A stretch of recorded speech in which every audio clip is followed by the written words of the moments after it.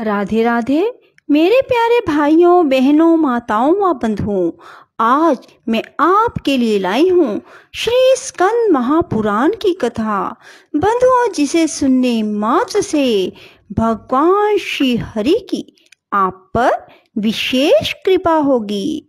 बंधुओं, यदि आपने हमारे चैनल को अब तक सब्सक्राइब नहीं किया तो जरूर करें और बेल आइकन दबाना ना भूलें, ताकि आपको हमारी आने वाली सभी वीडियोस की जानकारी सबसे पहले हो सके। बंधुओं, कथा को जब भी सुने पूरी सुने। सुनने के बाद कमेंट बॉक्स में जय विष्णु भगवान, जय शिव शंकर भोलेनाथ जरूर लिखें। बोलो विष्णु भगवान की जय, शिव शंकर भोलेनाथ की जय। इस प्रकार अतिथि द्वारा स्तुति की जाने पर देवताओं के पालक भगवान विष्णु देव माता अदिति से बोले, देवी, मैं तुम्हारी उत्कृष्ट तपस्या से संतुष्ट होकर इसी शरीर से देवताओं का कार्य सिद्ध करने के लिए प्रकट हुआ हूँ। भगवान का वचन सुनकर अदिति ने कहा, भगवान, महाबली असुरों ने देवताओं को परास्त कर दिया है। जनार्दन, अब सभी देवता आपकी शरण में आए हैं। आप उन शरणागतों की रक्षा करें। संतों के आश्रय तथा वैकुंठ धाम के स्वामी एकमात्र श्री हरि ने अदिति की बात सुनकर देवताओं और राजा बलि की सारी चेष्टाएं जानकर मन ही मन विचार किया कि आज मुझे कौन सा कार्य करना चाहिए जिससे देवताओं को विजय प्राप्त हो और प्रधान दैत्यों को भी हार खानी पड़े। उधर बलि आदि असुरों को यह मालूम नहीं था कि देवता नाना प्रकार के रूप धारण करके स्वर्ग से निकलकर कश्यप जी के आश्रम पर चले गए हैं। उस समय दैत्यों ने अमरावतीपुरी की चार दीवारी पर चढ़कर देवराज इंद्र को शीघ्र मार डालने की इच्छा से जो ही उसके भीतर प्रवेश किया, त्यों ही उन्हें वह सारी नगरी सूनी दिखाई दी। तब शुक्राचार्य ने महाअभिषेक की विधि से असुरों द्वारा घिरे हुए राजा बलि को इंद्र के सिंहासन पर अभिषिक्त कर दिया। इस प्रकार स्वर्ग लोक के राज्य पर प्रतिष्ठित हुए विरोचन कुमार बलि वहां की उत्तम विभूति के द्वारा महेंद्र से भी अधिक शोभायमान हुए। ऋषि, अप्सरा, गंधर्व, किन्नर, नाग और असुर समुदाय इंद्र की ही भांति उनकी सेवा करने लगे। संपूर्ण प्राणियों में दान की दृष्टि से राजा बलि ही सबसे बढ़कर दाता है। याचक जिन जिन कामनाओं को प्राप्त करने की इच्छा करते, दानवराज बलि संपूर्ण याचकों को वही वही वस्तु प्रदान करते। शौनक जी ने पूछा, महाभागसूत जी, देवराज इंद्र तो स्वर्ग में रहकर कभी दान नहीं देते, राजा बलि कैसे दाता हुए? यह सब यथार्थ रूप से बताइए। लोमश जी बोले, ब्राह्मणों, इंद्र पहले जन्म में याज्ञिक रहे हैं। उन्होंने 100 अश्वमेघ यज्ञों का अनुष्ठान करके अमरावतीपुरी का राज्य प्राप्त किया है। अब वे केवल भोग लोलुप हो रहे हैं। अभीष्ट फल पाने के बाद इंद्र में कृपणता आ गई है। आज जो इंद्र है वह कभी कीड़ा हो सकता है तथा पहले का कीट इंद्र के रूप में उत्पन्न हो सकता है। इस विषय में दान से बढ़कर दूसरा कोई साधन नहीं है। दान से ज्ञान प्राप्त होता है और ज्ञान से मोक्ष, इसमें संशय नहीं है। अब विरोचन पुत्र बलि ने पूर्व जन्म में जो कुछ किया था उसे सुनो। प्राचीन काल में देवताओं और ब्राह्मणों की निंदा करने वाला एक महापापी जुआरी था। वह सदा प्रायी स्त्रियों में आसक्त रहता था। एक दिन उसने कपट पूर्ण जुए के द्वारा बहुत धन जीता।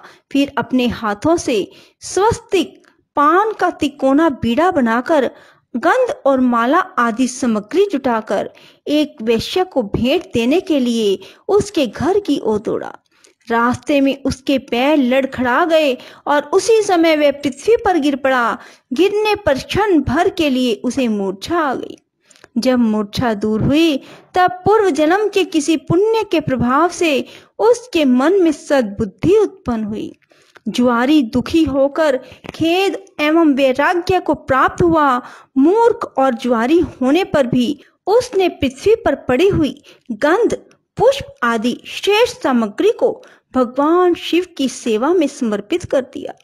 जीवन में केवल यही एक पुण्य उसके द्वारा संपन्न हुआ था।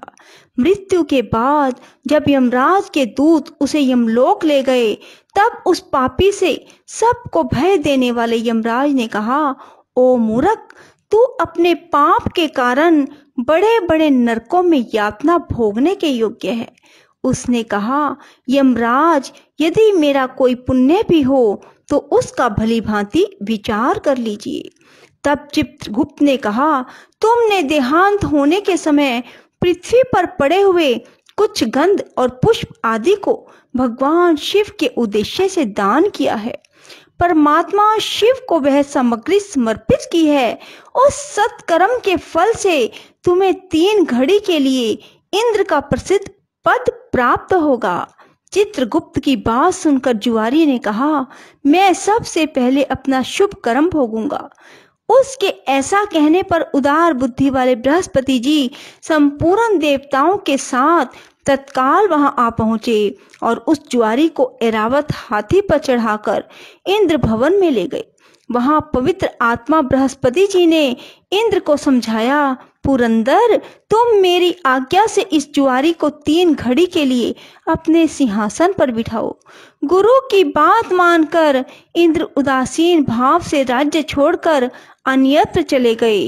तदंतर जुआरी को देवराज के भवन में पहुंचाया गया। तब जुआरी ने वहां दान करना आरंभ किया। महादेव जी के उस प्रिय भगत ने ऐरावत हाथी अगस्त को दे दिया। उसकी बुद्धि बड़ी उदार थी। उसने उच्चैश्रवा नामक घोड़ा विश्वामित्र को दे दिया। उसका महान यश फैला हुआ था। उसने कामधेनु गाय महर्षि वशिष्ठ को दे दी और चिंतामणि नामक रतन गालव मुनि को समर्पित कर दिया। उस महातेजस्वी दाता ने कल्प वृक्ष उठाकर कौंडिन्य मुनि को दे दिया। जुआरी होकर भी वह बड़ा भाग्यशाली था। उसने भगवान शंकर की प्रसन्नता के लिए वैसे वैसे अनेक प्रकार के रतन ऋषि मुनियों को सहर्ष दान कर दिए। जब तक 3 घड़ी पूरी नहीं हुई, तब तक वह दान देता ही रहा। 3 घड़ी के बाद फिर वह स्वर्ग से चला गया।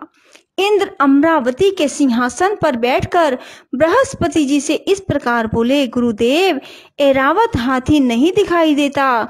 यही दशा उच्चैश्रवा नामक घोड़े की भी है। पारिजात आदि सभी पदार्थ किसी ने चुरा लिए हैं। तब बृहस्पति जी बोले, जुआरी ने यहाँ आकर महान कर्म किया है।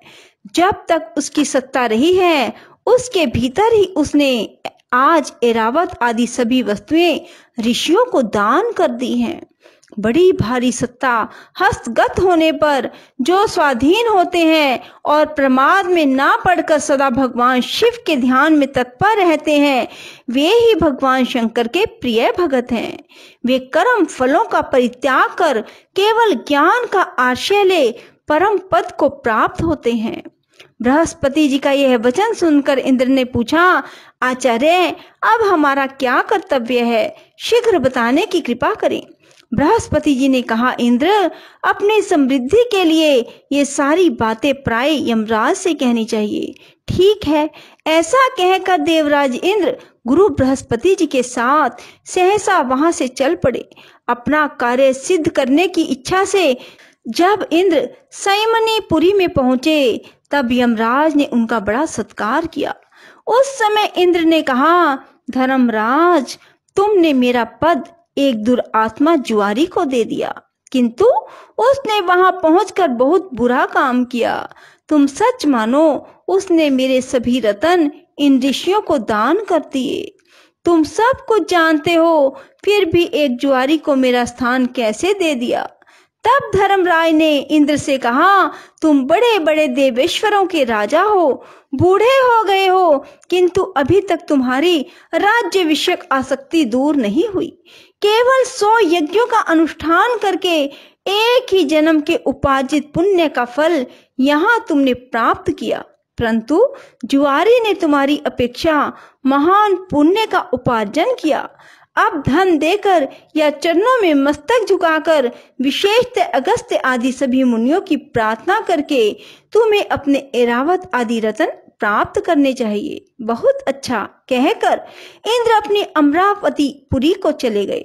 वहां जाकर संपत्तिशालियों में सबसे श्रेष्ठ इंद्र ने बहुत धन देकर ऋषियों से अपनी वस्तुएं लौटाई। इस प्रकार अपने रतन पाकर महातेजस्वी इंद्र शचीदेव के साथ अपनी पुरी में गए। यमराज ने जुआरी को पुनः जन्म दिया। वह अपने किसी कर्म विपाक से विरोचन का पुत्र हुआ। उस समय उसकी माता का नाम सुरुचि था। सुरुचि विरोचन की रानी थी। उसके पिता का नाम वृषपर्वा था। वह उदार मन वाला जुआरी जब सुरुचि के गर्भ में आकर स्थित हुआ तब प्रहलाद कुमार विरोचन तथा सुरुचि का मन धर्म और दान में अधिक लगने लगा। उसी ने गर्भ में आकर माता पिता की मति बहुत ही उत्तम कर दी। वैसी बुद्धि बड़े बड़े मनुष्यों के लिए भी दुर्लभ है। विरोचन का पुत्र जब गर्भ में था उसी समय इंद्र दैत्यराज विरोचन को मारने की इच्छा से भिक्षुक ब्राह्मण का रूप धारण कर उसके घर गए और बोले, राजन, मुझे अपनी रुचि के अनुसार कुछ दान मिलना चाहिए। याचक की बात सुनकर विरोचन ने हंसते हुए कहा, विप्रवर, यदि आपकी इच्छा हो तो मैं इस समय अपना मस्तक भी दे सकता हूँ। इसके सिवा यह अपना अकंटक राज्य भी आपको समर्पित कर दूंगा। विरोचन का ऐसे कहने पर इंद्र ने सोच विचार कर कहा, महाभाग, मुझे अपना मुकुट मंडित मस्तक उतार कर दे दीजिए।